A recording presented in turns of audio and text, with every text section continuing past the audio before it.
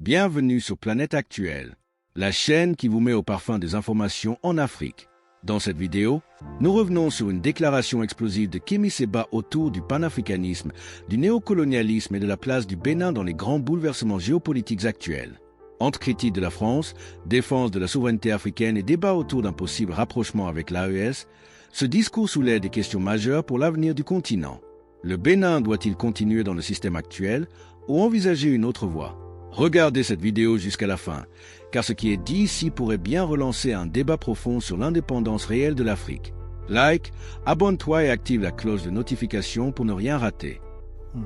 Kémy Séba, le président français Emmanuel Macron vous a déchu de votre nationalité française en juillet, c'est très récent. Mais avant cette déchéance, vous avez publiquement mis le feu sur votre passeport français. Qu'est-ce que cet acte représente pour vous, avoir brûlé le passeport français?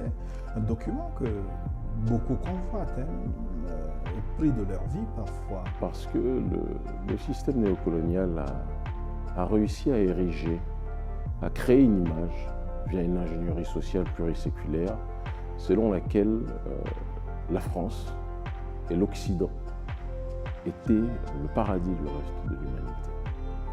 Et que si vous vouliez intégrer ce paradis, il fallait se soumettre, quand vous étiez noir, aux règles de ce paradis, se soumettre au pillage qu'effectuait ce prétendu paradis vis-à-vis des ressources de nos propres terres. Il fallait en gros être un bon chihuahua ou un bon caniche noir. Et si vous agissiez de cette façon, si vous étiez dans une dynamique de leur ramener des médailles quand c'est nécessaire, de faire ce qu'ils aiment, là on vous serrait dans les bras. Emmanuel Macron, friand du corps noir ruisselant, aurait été dans une démarche de nous chérir. Mais à partir du moment où vous êtes dans une dynamique de dire que le pillage des matières premières de nos peuples, ça suffit. La nécessité pour nos peuples d'accéder à la souveraineté, à l'autodétermination, doit être une priorité.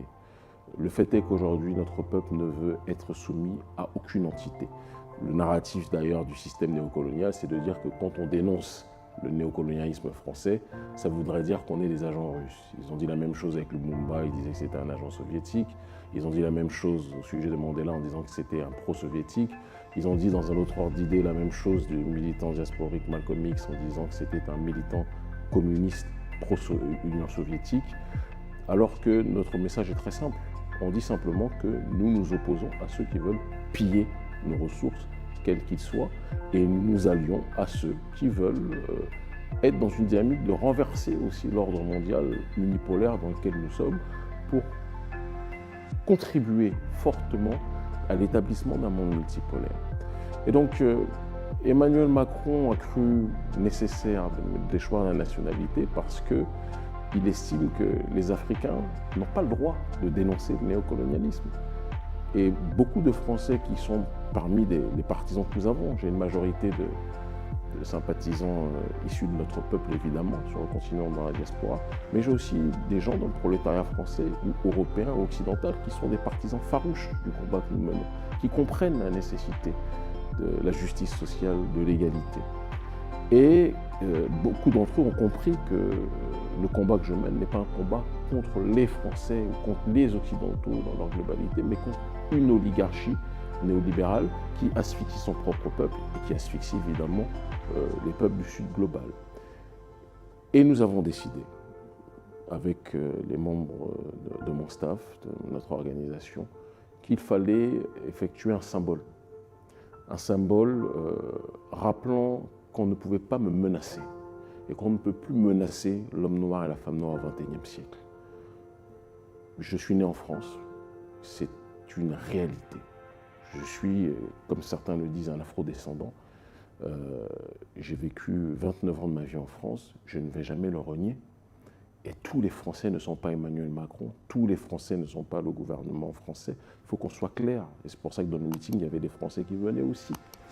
Mais à partir du moment où on me disait on lance une procédure de déchéance de ta nationalité, à partir du moment où tu ne te tiens pas tranquille, j'ai voulu leur adresser un message qui était que vous n'avez pas à me dire si l'homme noir que je suis en ce XXIe siècle doit être tranquille ou pas. Ce que je veux, c'est être libre. Et donc, en brûlant le passeport, je leur ai adressé le message que leur intimidation ne marchait pas sur moi et ne marche pas sur bon nombre des nôtres en réalité. Mais combat, oui, mais avec une certaine virulence, certains parlent même d'outrance, alors que avec la Russie, par exemple, vous ne cachez pas votre amitié. Mais vous n'êtes pas dans une dynamique globale que de dire que je ne suis pas dans une logique d'objectivité avec tout le monde. J'ai été invité d'honneur au Parlement russe il y a 2 ans. Les Russes sont des alliés géostratégiques parce qu'ils combattent l'hégémonie occidentale, comme les Iraniens, comme sur d'autres points. Les Nord-Coréens. Sur les Nord-Coréens, je n'ai pas encore de contact, peut-être que ça viendra. Mais comme d'autres pays qui sont opposés à l'hégémonie occidentale et avec lesquels nous travaillons clairement. Quand les organisations ou les institutions européennes ou américaines soutiennent des organisations africaines, on les appelle des organisations africaines démocratiques. Quand ce sont des organisations panafricanistes qui sont alliées à des nations qui contestent l'hégémonie occidentale, on dit que ce sont des pions des Russes ou des pions des autres. Non. On est dans des logiques de partenariat stratégique. Mais j'ai été invité d'honneur au Parlement russe et j'ai bien dit aux Russes qui sont nos alliés que nous sommes aujourd'hui des alliés, mais le jour où nous estimerons qu'ils franchiront la ligne, nous leur dirons les choses. Et ça a été très bien compris en Russie. Les Russes ont très bien compris parce qu'ils aiment des gens qui leur disent qu'ils sont pour la souveraineté. Parce qu'en Russie, ils sont moins dans une dynamique de soumission vis-à-vis, en tout cas, des pays africains que ce que je vois du côté de l'oligarchie française, très clairement. La France vous redit, le Bénin vous attend au Torrent. Dans ce temps-là... Pas le Bénin, Talon. Et le même Talon qui... Non, il faut bien préciser, parce qu'il y a beaucoup de gens au Bénin. Et j'y étais il n'y a pas très longtemps. Beaucoup de gens au Bénin sont fatigués du régime. Et beaucoup de gens au Bénin soutiennent notre combat. Le président Patrice Talon, qui lui-même a quitté, est parti en exil dès qu'il a senti le danger vis-à-vis de l'ancien président Yahi Boni. Il est parti en exil, très loin. Le président Patrice Talon répète ce que lui-même a subi en pensant que c'est une démarche intelligente pour régler les conflits. Je ne veux pas rentrer dans une polémique inutile ce soir. La seule chose que je dis, c'est que le Bénin redeviendra un pays souverain, tôt ou tard. C'est une question de temps. Ça arrivera. Et ce jour-là, l'honneur d'entités comme Béhanzin, l'honneur d'entités comme Bioguerra, l'honneur de tous ceux, de toutes celles qui se sont levées pour que notre pays, comme les Agodjé, pour que notre pays puisse être respecté par le reste de l'humanité, cet honneur reviendra. Il ne s'agit pas de faire de polémiques inutiles, il ne s'agit pas de rentrer dans des combats de coq en tant que tel.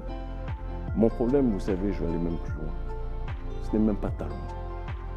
Mon problème fondamental, c'est, je pense, par peut-être la naïveté politique de certaines de nos élites en Afrique qui pensent qu'on peut collaborer avec ceux qui ont contribué à détruire la Libye, déstabiliser le Sahel et qui pillent nos ressources, qui nous ont colonisés hier et qui continuent à nous coloniser aujourd'hui.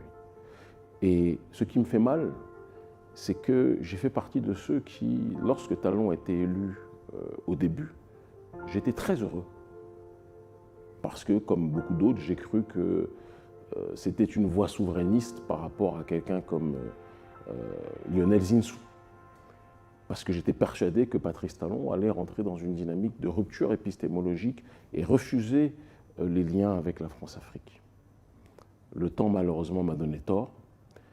Mais je suis convaincu que le Bénin va redevenir ce qu'il doit redevenir. Et il faut parler de ça avec souplesse, avec hauteur, avec franchise, mais avec dignité. Et je sais que beaucoup de gens au sein de l'oligarchie béninoise actuelle, temporaire, parce que cette oligarchie ne sera pas éternelle, pensent que toute personne qui dénonce le néocolonialisme doit être vilipendée, doit être vouée aux gémonies. Et ça me fait sourire. Parce que d'expérience, j'ai vu beaucoup de régimes qui étaient arrogants un temps et qui ont fini dans les décombres. Et c'est pour ça que je dis, qu'il faut que chacun revienne à un peu plus d'humilité et comprenne que l'obsession doit être de retrouver notre souveraineté. Et tous, normalement, au Bénin, de tous les camps, devraient comprendre que se séparer du système néocolonial français, ça doit être une obsession. Ça ne veut pas dire, quand je dis cela, contrairement au résumé grossier que l'oligarchie française fait, cela ne signifie pas que je dis il faut laisser la France pour aller vers la Russie. C'est une bêtise, ce n'est pas mon message. Mais comprendre qu'on ne peut pas s'allier au XXIe siècle au néocolonialisme, c'est tout.